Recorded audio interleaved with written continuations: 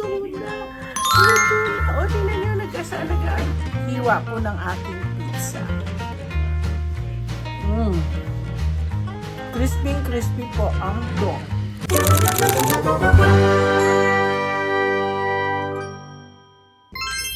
Good morning! Actually, magandang tanghali. At gagawa po ako ngayon, it's Sunday. Gagawa po ako ng pizza. Meron na akong pre-cook, pre-made na dough. Gagawin ko kasi nagmamadali, gugutom na si Mr. So, ang gagawin ko is, meron po akong pepperoni, meron akong pizza sauce, meron po akong, ano nito? Black olives. Lalagyan natin ng mushroom at sibuyas. Pakita ko sa inyo paano ang pizza nagawa ko. Maglalagay po tayo ng flour dito. Kasi kahit na prepaid to, kailangan po natin siya imasa-masa. Ito na naman.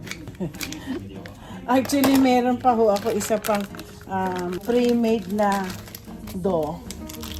Which is, susubukan ko lang po itong isa. Anong name nito? Sa ano to? Sa store. Pero ito, most of the time, meron din silang pizza crust. So, kailangan mamasa-masahin natin to. Yan. Masa-masa. Lagyan pa natin ako.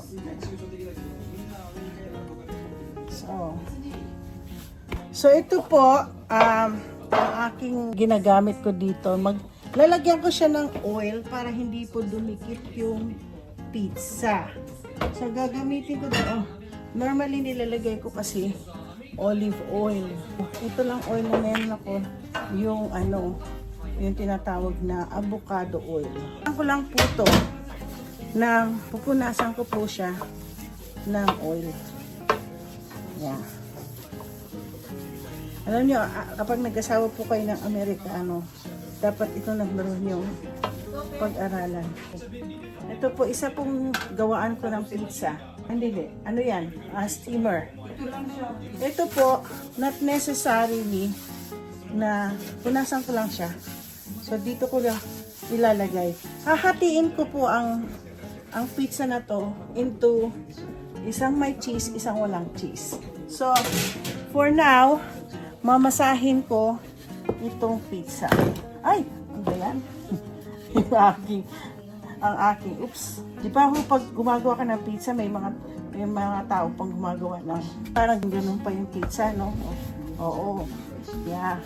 Sana po, mamasterin ko to, kasi minsan hindi ko master ang paggawa ng pizza. Masyado malaki yung lalagyan ko ng pizza, pero sige lang. Siguro, thin pizza ang gagawin ko. Naku, pag yung mataong expert gumawa ng pizza, sasabihin, "Hoy, Tita Marito, hindi ganyan gumawa ng dough. Wala akong magagawa. Ganito, alam kong gawin dough." I-expand ko lang po ayan. Expand po lang natin siya, kasi hindi ko kayang gumawa yung ginaganon pa siya, Baka masira ko po, Ayan natin. Kailangan dapat elastic, Oo. Sige, ganun pa natin ng konti. Hanggang po magkasya yung pizza plate na ginawa ko. Ayan. Ganyan po natin. Ay, sus. Ano ba yan? Parang gusto ko nga siya i-pre-cook pa Oo. Ayan. Lagyan po natin. Ayan pa para hindi siya madikit. Habang naliligo si Mister, gawin ko po yung pizza na gusto niya. Gutom na raw kasi siya. Kaya lang sabi ko, sandali lang. Gusto kong gumawa po ng pizza. Iba-vlog ko. Sabi niya, matagal na naman. Kaya naligo na lang siya. Yan. Pinalalaki natin ang pinalalaki ang ating pizza. So, hindi po siya perfect. So, subukan lang natin. Mailagay natin dito yung ating do. Do, re, mi, fa, sol, la, ti, do. Do. Adil, naging do, re, mi, fa, sol, la, ti, do. Huwag siyang, yan. Ako, matutuwa na naman si Mister. Pero hahatiin ko po yung may cheese. Ako po kasi kakain. I-move natin ito. Ay, move lang, no? Para mabilog-bilog. Hindi naman siya perfect na, ano. So, ang gagawin ko, dalawang klase po ito.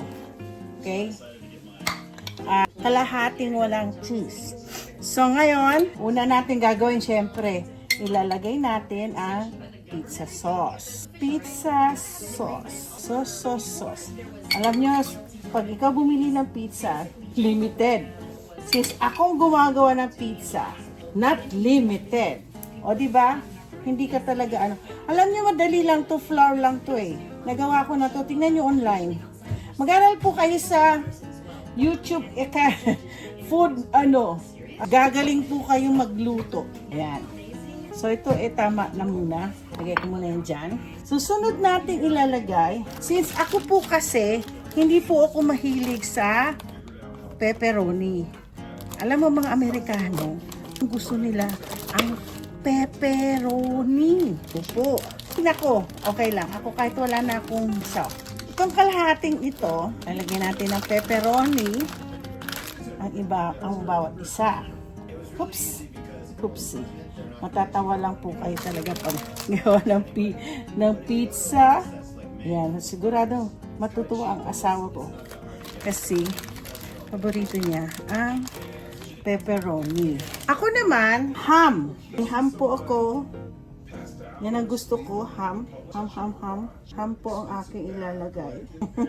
Alam niyo, minsan pwede din yung gamitin yung mga tinapay nyo. Malaking tinapa, yung malaking tasty bread. Minsan, alam mo, masarap din po gumawa ng I'm not talking to you, I'm talking to the people in my YouTube, honey. Okay. Damihan natin. Ubusin ko na. Okay. So now, since my husband likes olives, may olives tayo, lalagyan natin siya ng olives. I'm already preheat yung oven. Alam niyo nung araw wala kaming oven, okay? Meron po kaming kugon. Oo. Which is yung gumagawa po ko ng sarili kong oven. Ay nako. Ano ba yan? Mahilig po sa olives si Mister. Lalagyan natin ng olives. Yan. Okay. I'm making two kind of cheese pizza, honey.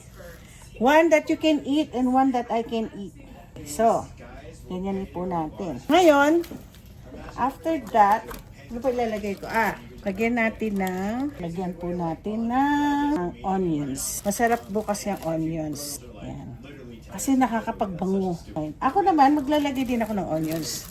Gusto ko rin po kasi ang onions. Okay? Yan yung onions. Malalaki onions, ano? Bawasan natin ito.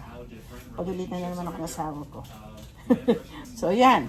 Well, actually, ang asawa ko na siya sa ganyan. Ako po, meron pa pala ako isa. Meron pa po. Favorite din ng asawa ko ang mushroom. Lagyan natin mushroom. Lagyan natin ng mushroom. Yan, ang daming sahog, Lagyan natin mushroom. Masaya na yan. Ako naman, maglalagay din ako ng mushroom. Nalagay din po tayo ng mushroom. Ngayon, yan. Mushroom. Wala natin dyan. Ngayon ako po, pineapple. Alam nyo, nung nagpunta po ako sa Italy, sabi ng tour guide namin, nakakatawa daw sa Amerika. Yung pizza ng Amerika ay pineapple. Eh sabi ko, pati naman kaya sa Pilipinas, mga pizza na may pineapple. Eh kasi nga, meron kaming, this is what we call the Hawaiian pizza. Wala kasi siguro silang pineapple.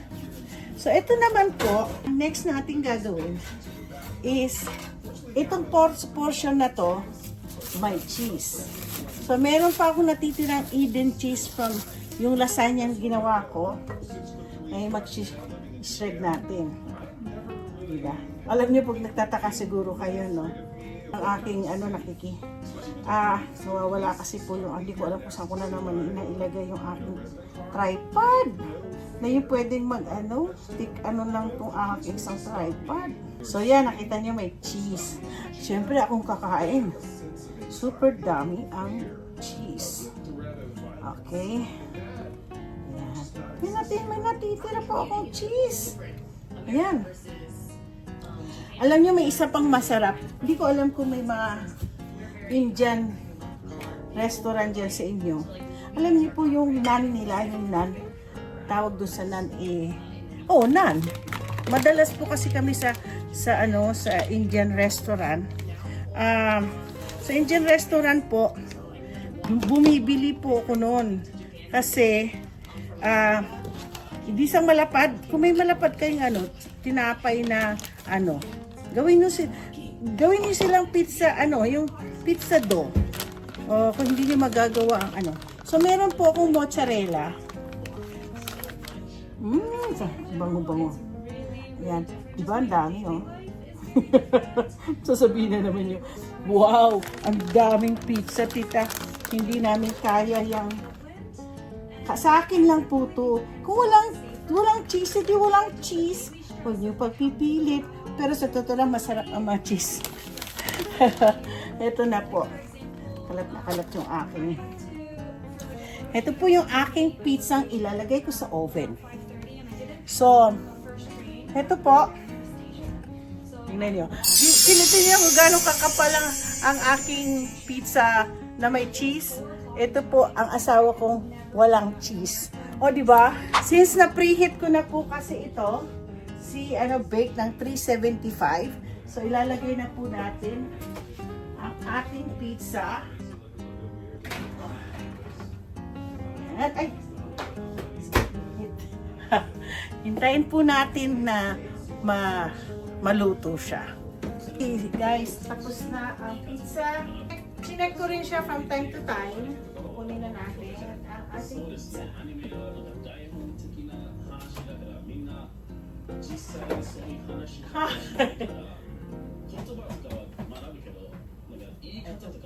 Ating pizza, luto na. O, tingnan nyo, nag-ano pa siya. Kayo po nagluluto, huwag nyo kakalimutan. Matapos yung magluto, patayin ninyo yung oven nyo. Huwag nyo kakalimutan, patayin ang oven nyo. Ngayon, papakita ko sa inyo aking pizza. Yan. Ganyan po itsura ng pizza. Sa cutter po ako. Kailang mainit to eh. Ikakat natin. Oops, ganun natin. Ikakat natin yung may cheese. Ayan. Parang itong alam nyo minsan pag hindi kaya po ng pizza cutter, alam nyo ginagawa ko po. Ito po. Gunting. Kinakat ko na lang po kasi minsan nakakainis. Ang tagal crispy na crispy po. Kailangan ko po talaga kumuha ng ganito, masyado siyang mainit. Pero on the other hand, ganyanin po natin yan na talagang yan. Ang init! Ay, na ano naman, nakat din naman po siya. Gunting. Tiga-apat po namin ng asawa ko. Actually, nagamit ko. Ginanon ko kasi, tapos crispy. Magtsatsaga lang talaga akong ikat. So, ito po yung aking pizza na may cheese. Hindi ko na pinakita yung sa asawa ko dahil yung kinakain na niya sa kanya. Yung kanyang share. So, susubukan natin. Ang laki po ng hiwa po ng aking pizza.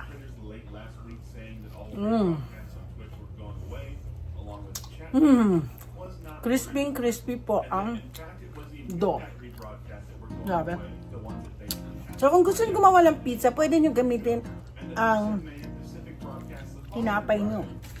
Gaya nito. Pwede din po kayo gumawa. Tanggalin lang yung gilid-gilid. Tapos lagyan nyo ng pizza sauce. Kung wala kayong pizza sauce, spaghetti sauce. Gamitin nyo. Alam mo, ganyan po ako nung nandiyan pa ako sa Pilipinas, nung bata ako, high school.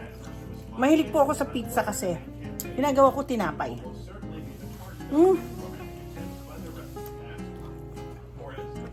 Masarap. Kaya po kayo, masarap yun. Hindi, noon sa Pilipinas ako, ginagawa ko po lagi, yung nga, tinapay. Kasi hindi ako marunong gumawa ng dough. Pag pumupunta lang po ako ng Greenwich, ang number 1 ko, or Shakey's, yung mga pinupuntahan ko. So, nung dito lang sa Amerika, nung ko natuto, meron pa ng mga, pre-baked na, pre-bake, not pre-bake, pre-made, not pizza dough. So, ngayon, don't forget to like and subscribe sa aking pizza. Hindi ko na talagang gutom na po kami si lunch na kasi. So, don't forget to like and subscribe. Salamat po.